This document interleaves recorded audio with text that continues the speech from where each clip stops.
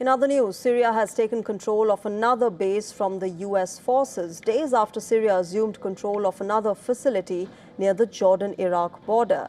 The Syrian Defense Ministry has said that it took control of the al-Shaddadi base in northeast from withdrawing U.S. forces.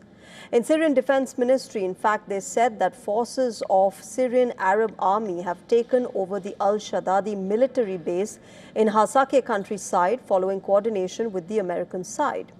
The U.S. forces were operating as part of the international coalition against the Islamic State group and had been stationed at the base outside the town with the same name. On Sunday, the U.S. Secretary of State Marco Rubio said that Washington is pleased with the trajectory in Syria, which has launched talks with Kurdish minority groups. Speaking with the press in Slovakia, meanwhile, Rubio emphasized that a deal between Syrian authorities and the Kurdish minority must now be implemented. But we think it's headed in a positive direction, even though it's been tested. There's been some difficult days. Frankly, there's been some days that have been, very concerning. But we like the trajectory. We have to keep it on that trajectory. We've got good agreements in place. The key now is implementation, and we'll be very involved in that regard. A de facto separate Kurdish state was established in the country's northeast during Syria's civil war. Marco Rubio also defended the administration's embrace of al-Shara, even against the former Kurdish allies, by arguing that Washington faced a difficult decision in Syria. Two choices in Syria.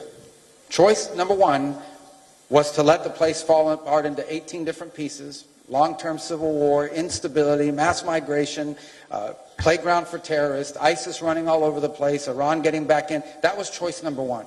Choice number two is to try to see if it was possible to work with these interim authorities and President.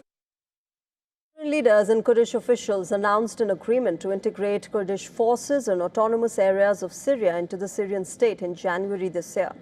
The deal that took place in Damascus was reached after months of deadlock and armed clashes between the two sides. The United States had supported Kurdish forces in their fight against the Islamic State jihadist group starting in 2014. But after the overthrow of Bashar al-Assad at the end of 2024, the president's administration backed Syrian leader Ahmad al-Shara. Amid the American withdrawal, the U.S. Central Command on Saturday said that its forces had struck more than 30 Islamic State targets in Syria this month.